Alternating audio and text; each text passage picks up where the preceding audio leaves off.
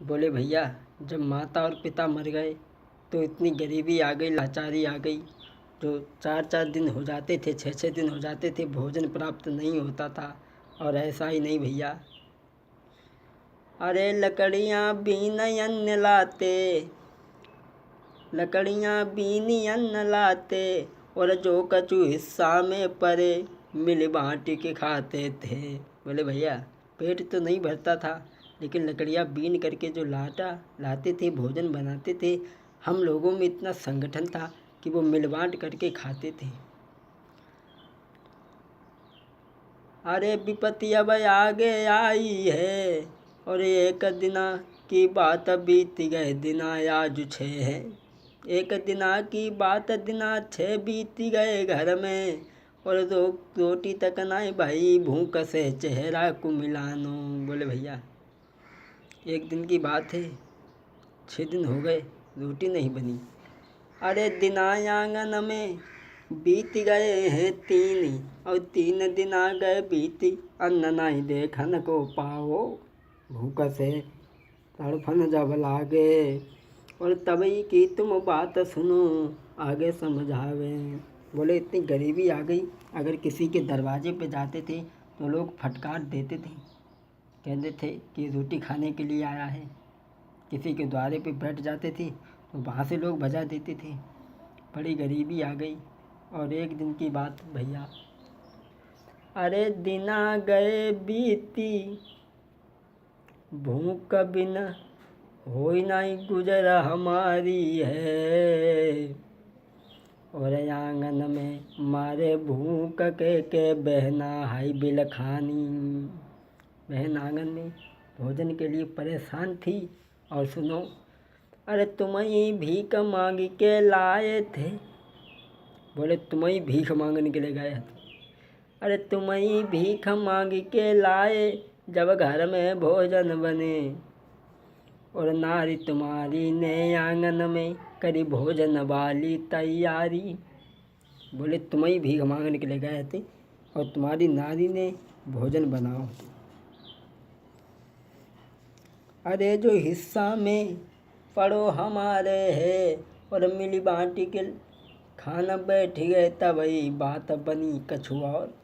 बोले जब तुम भीख मांग के लाए, भोजन बनाए, हम सभी खाने के लिए बैठ गए, उसी समय पर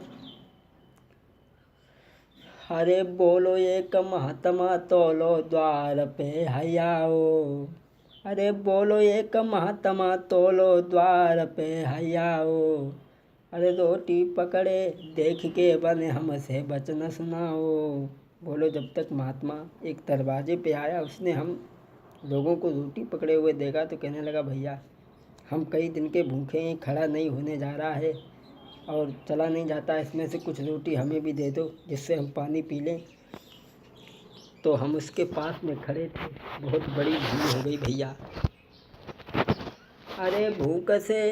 अरे भूख से शरीर सूख गयो है, और सुनी है हमने बात भ्रात हम बापे गुजाने। अरे भूल बन गई है भारी है रे, भूल बन गई जा भारी है, और बह कर्म को भोगु आजू हम जीते मरते हैं। बोले भैया जब ब्राह्मण ने कहा कि इसमें से कुछ हमें दे दो, हम भी पानी पी लें, तो हमने उसे उल्टा जवाब दिया। हमने कहा तुम पे मरा नहीं जा रहा है तो तुम यहाँ तक चले आए, हम लोग खुद ही भूख से परेशान हैं, हम तुम्हें क्या खवाए। तो साधु ने कहा बेटा कोई बात नहीं, हम तो मरते जीते आए हैं, तुम केवल मरोगे जियोगे और कुछ नहीं कर पाओगे। भैया आज कर्म को बहे भोग हम भोग भोगते हैं। भैया मैंने उससे कहा तो उसने हमें कह दिया कि तुम केवल मरोगे जियोगे और कुछ नहीं कर पाओगे। भाई हम कर्म का भोग भोग रहे हैं। और बहन ने ये कहा कि तुम मरे जा रहे हो, ढोंग पाले हो, महात्मा बन गए हो, पेट भरने के लिए तुमसे मरा नहीं जाता, तपस्या कर। इसी बात के पीछे आज वो तपस्या कर रही है, मरी जा रही है। लेकिन जो तुम भीख मांग करके लाए थे, तुम ही भीख मांग के लाए थे, तुम्हारे दिल में दया आ गई उस सन्यासी के लिए। लेकिन तुमने दया दिल करी नहीं देर के संत बुलाओ। अब अपनो हिस्सा को भोजन दे दो, नाई बिलम लगाओ। तुम्हें भीख मांग के लाए हते, तुम्हारी दिल में दया आई गई। ए तुमने करी नाई देर, ए तुमने करी नाई देर, तुरत हाय संत बुलायो। अपनो हिस्सा को भोजन दे दो, ना तुमने बिल्कुल खाओ। तुमने अपने हिस्सा को भोजन दे दिया। अब वह पुण्य पाताल प्रभु ने माला माल तुम्हें बनायो। वही भैया, तुम पुण्य से आज माला माल हो गए हो। तुम्हारे पास में किसी बात की कमी नहीं हो रही है महाराज। तुम लाखों का धन माल लुटवा रहे हो उसी पुण्य की वजह से, और हम अपने कर्मों से ही जो मरते जीते हैं और कुछ नहीं कर पाते हैं। हम तो ऐसे ही हमेशा मरते जीते रहते हैं। और जब वो ब्राह्मण ने भोजन कर लिया तब वो नहीं अफरा, तो तुम्हारी पत्नी ने पहले तो मना कर दिया था। फिर उसने देखा कि जब ब्राह्मण का पेट नहीं भरा तो अरे नारी तुम्हारी ने जब ही देखो और भरो नहीं पेट, साधु को जब बहाने दे दियो। अरे परस के भोजन की थाली, औवादो भागु तेरी नारी ने सन्यासी दे दीनो। सन्यासी का पेट भर दिया। और उसी भाव से पंडितानी ने भी कष्ट उठाए, और जो आधी उसने पुण्य की थी वो तुमने आज उसे दान दे दे करके माला माल बना दिया। और जह पुण्य की जड़ है भैया तुमको रहे बताई। यही पुण्य की जड़ है। इसलिए मेरे भैया तुम मत ना अभिमान करो। इसलिए मेरे भैया तुम मत ना ज़्यादा अभिमान करो। हम सब तो कल लिखो, जो हमने कल किया था, हम सब तो कल लिखो। भोग भोगें तुम दो वहाँ तन से हाथ दान करो। हम सब तो कल लिखो, भोग भोगें तुम दो वहाँ तन से दान करो। बोले भैया तुम सब लायक हो, तुम दान करो। और कहने लगा भैया बस यही कहानी है जो थी, मैंने तुम्हें सुना दी। और कहने लगा भ्रात, अरे पुण्य की जर पाताल लोके ऐसे ही भ्रात हरि है। बोला अरे पुण्य की जर पाताल लोके ऐसे भ्रात हरि है। और हम सब बन गए निरमोही रे के तुमने दया करी है। हम तो केवल जीते ही मरते रहते हैं, लेकिन तुमने पुण्य की वो तुम्हारे आज सामने है। यही पुण्य की जड़ पाताल तक है।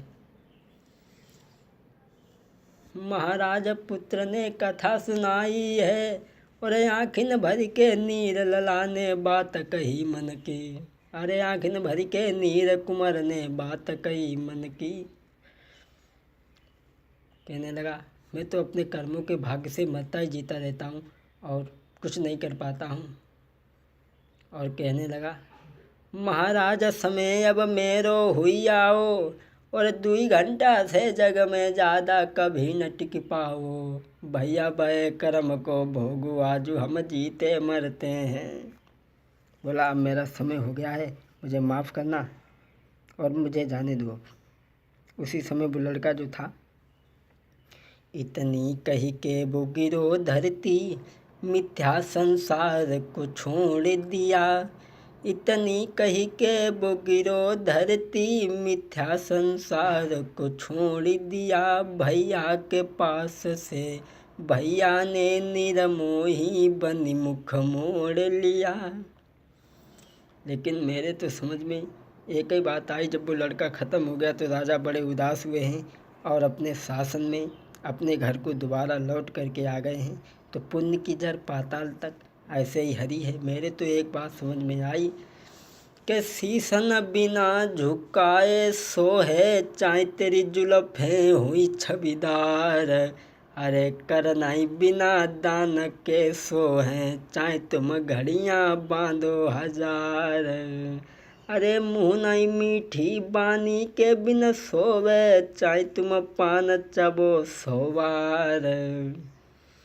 अरे जीभ नहीं बिना राम नाम गाए बिन सोवे, चाहे तुम।